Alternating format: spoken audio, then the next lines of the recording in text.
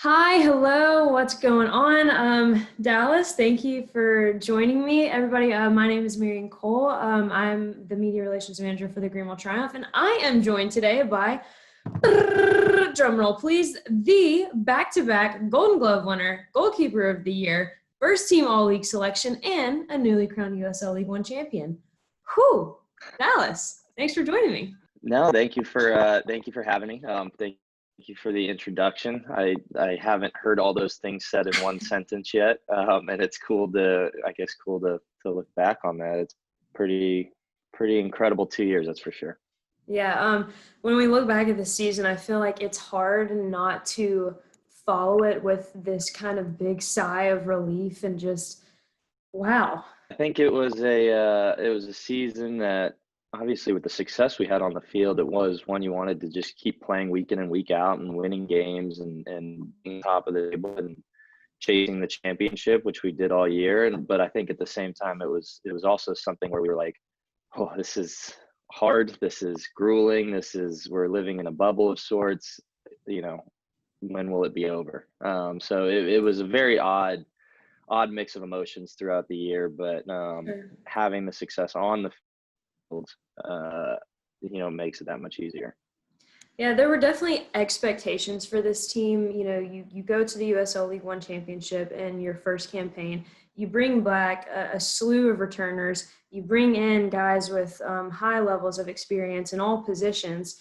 So you were never really the underdog. And then all of a sudden, COVID happens, quarantine happens, and no one really knows what's going to come of this season. No one knows how guys are going to react to the travel regulations, the bubble, if it's even going to work in the format that it's in. Um, so for you, what was kind of the behind the scenes look at all of it that you guys were struggling with? I mean, I go back all the way to March. We all, not even March, January, we all arrived relatively early. I think comparable to other clubs to show up and get ready to work and start preparing for the season. I was in maybe the third week of January, and you know, guys were excited about the season. We had remembered what happened in 2019, and we wanted to right those wrongs this year. And Hmm. so guys were ready to get back and get to work. So you go through almost a 6 week preseason, and the plug gets pulled. You're told Yeah. you can't train, you can't come to the facility, you can't. We all live at the same apartment complex, but you can't even kind of interact with your teammates while you're there. It was COVID, and it was new, and we didn't know what to do. But we got creative. We found ways to stay fit and stay sharp during those months where we couldn't go to Bob Jones University, our Sure. training facility, and to navigate that and kind of come into what became solo training sessions and small group training sessions, and then full team training sessions. Um, I think we did it the right way. And Hmm. looking back, we didn't know if it was right, if it was going to No. work. I remember conversations. Guys were afraid about, whether the season was going to. I remember having conversations where guys were like, "The season's not going to happen. There's no way that we can pull this off." And those were very, viable thoughts at the time. Yeah. So to look back on those and kind of just realize everything we had to, navigate and get through just to play, Yeah. not only just play the season, but to succeed and lift a trophy. Exactly. Honestly, it's like a blur. I feel like I blacked out the whole time. I'm trying to think back on it. It's like it was just I so know. hard that you I didn't know. know. You just took it day by day, and sure enough, we were able to do enough of the right things majority of the time to Yeah. pull it off and get the job done. Yeah, but I remember having a conversation with Jay Key, and after we did the trophy presentation, and he said the exact same thing. I just feel like the point to get here was a blur. But you mentioned taking things day by day, and I've talked to Alex Blackburn about this. He feels that kind of odd downtime, we're in preseason, it's small group training, it's solo training, was actually a big key for the success that y'all had, especially early in the season. Do you feel that same way, that those small group sessions was a big key to success? Absolutely. It's something that, obviously in a team sport, you want to interact and train as your entire team as much as you can, but it was rolling it back to such a simplistic level, Mm-hmm. working in groups of 3, 4, 5.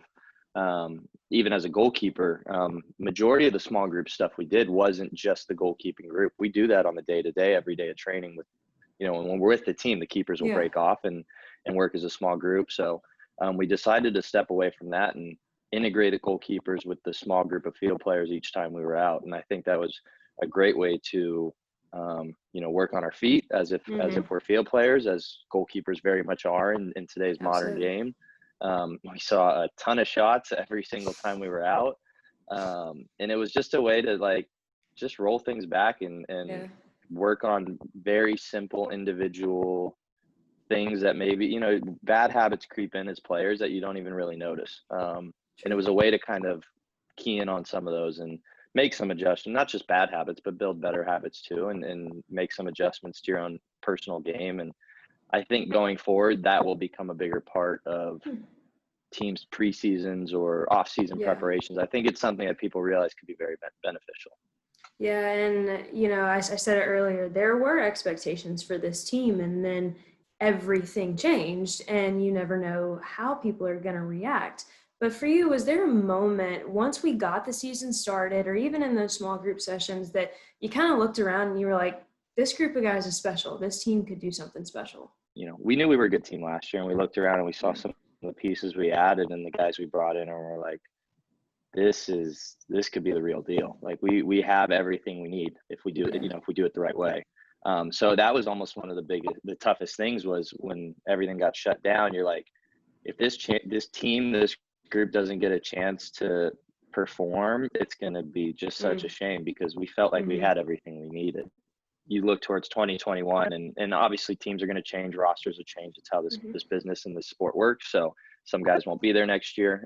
Some guys will be. And it's a group of guys, I think, that'll stay close, whether they're on the same team or not, playing against each other in the future, whatever it may be, just because of everything we had to go through this year and the ultimate success of winning a championship. It's something, you hope this club maybe 10, 15, 20 years down the line, personally is succeeding and still growing as a club, but bringing back, maybe the alumni from the first championship. And that could be a cool moment for what was a really good group of guys. Absolutely. It's hard to go through a year like this and not lean so heavily on relationships. And I feel like all of the front office felt that from you guys. I certainly, whenever I was out at practice, definitely felt that from you guys, not just towards each other, but even, towards us, which brings me, I saw in an email that you sent, you finally had time to sit down and kind of soak it all in. You talked a little bit about your reflections, and I'm just curious, what's the biggest reflection that you have from this past season? Personal, professional, whatever it may be. I think for me, the biggest thing was,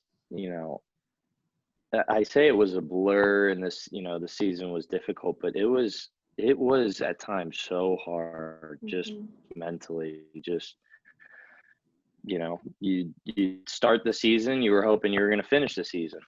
You hope that they weren't going to pull the plug at any moment, which could have happened. We had our own bouts with COVID in this season that were tough to navigate. You worry about your teammates and their health, and luckily, it has been all good for everyone involved. But it was hard. It was so hard, but it was completely worth it in the end. Yeah, so now you mentioned it. I was unsure if I was going to bring it up, but that we finished that season in probably the most 2020 way that you could finish a season. And I feel like there were so many mixed emotions at the beginning, but now that you have had kind of that time to soak it in, what are your thoughts on the way that things ended? Do you feel like there's kind of that conversation of, there's an asterisk by this season? Because I personally feel like you're at the top for 16 weeks. You deserve it. Absolutely. No, and it's, you can ask any guy in our locker room and any guy across the league in MLS, USL Championship, USL League One. I think majority of guys will say, being crowned the champion at the end of a regular season is more difficult than winning what is a tournament format of playoff. Yeah. That's the nature of our sport. Obviously in the US, we love playoffs, and as players, we wanted a final. We love that. I mean, I've been watching MLS playoff games, PK shootouts and drama and overtime time. Those are what you want as a player. So it really is a shame we missed out on that. You kind of I sit there and think who would have been the hero that day, who would have been the villain. Yeah. It's a final. Yeah. There's always things that come with it, and it would have been great to have that. But being at top of the table at the end of a season, no matter how many games, is a harder feat in my opinion. We were maybe 12 weeks into the season where it was looking like we were going to finish in first. When I found out there wasn't a regular season trophy, I was sure there was. I had no idea there was. And I had to ask Oh my God. Caesar Murillo, who was with North Texas last year, and that's what they did. They were top of the table at the end of the year. He's like, yeah, we didn't get a trophy for that. And I'm like, I was so surprised. And it is what it is because the USL Championship has one. I know MLS wasn't sure if they were going to give theirs this year because not everybody played each other on equal schedules. So it's just something. It was very 2020. But the accomplishment itself, I think, there's no asset.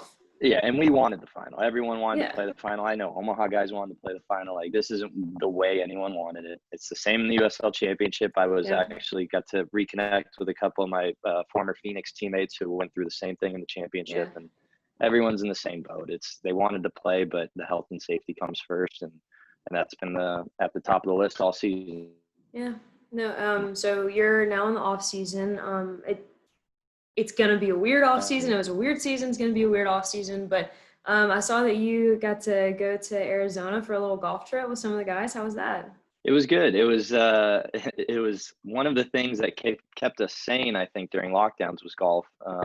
I'd like to say I improved my game a little bit during that time, but I don't think there's any improvement happening. But it was great to go back down there as a way to kind of safely, socially distance, take a trip, and then it was a great way to kind of unwind after the season. Yeah. We essentially played like a 3-day format of it was me and Aaron Walker versus Evan Lee and Paul Klaus of competition. So there was some money on the table amongst the group, and we literally ended the entire 3-day 54 holes all square. It was completely even by the end of it. No way. So, yeah, it was a fair matchup, in our opinion. There was probably a couple questionable calls here and there and questionable shots, but I think we were all happy to call it even and say we had a good time.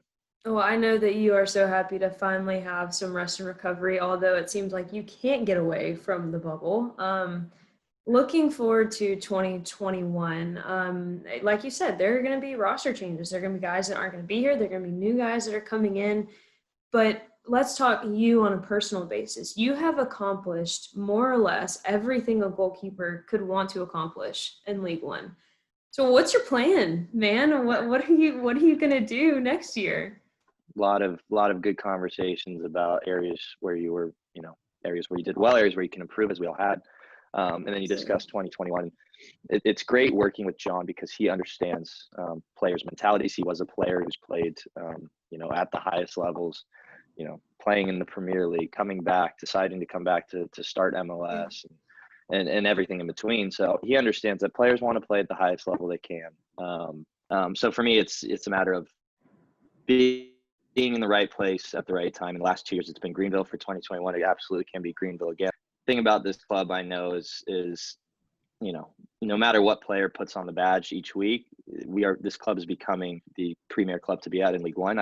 In my mind, they're comparable to a Louisville City in the USL Championship. It's absolutely perennial success every single year. That's what we want. That's what we strive for. So I think John's probably experienced that with players reaching out to him, wanting to come join the club with all the success we've had. So I know the fans are going to be in for hopefully a real treat in 2021 again. Yeah, I hope so too. Dallas, you're a class act. I know people will always welcome you here with open arms. And you mentioned it. That's one thing about, I feel like no matter what guy goes, what guy comes, they're always going to be a part of what we do here, and they're always going to be welcome. So maybe we can really get that alumni game happening in like 5-ish years. Yeah. Absolutely. Yeah. I'd like to think some guys will still be playing as pros, but definitely there will be some guys who will be probably done at that point, and it'll be a good chance to throw the boots back on. And I'd like to think we're going to end up with some rings here soon, so that could be a cool occasion to get to wear them and bring them back. I don't know. I'm keeping them crossed. We got to watch Caesar get his this past year at Legacy, so that got me kind of excited for our own. Yeah, it's going to be a fun. I will say I know that Doug is has had a few meetings, so I hope they're on the way. But He's Dallas, always got thanks. something. He's always got something I up his know, sleeve. I know he I does. know. Always, I can't wait to see what some kits are going to look like in 2021. But Dallas, That's thanks exciting for too. joining me. It's always such a pleasure to talk to you. I hope that you have a safe and happy rest of your holidays, rest of your off season, and I will probably see you before you know it. Absolutely. Thank you, Marion. All Appreciate right, it. bye.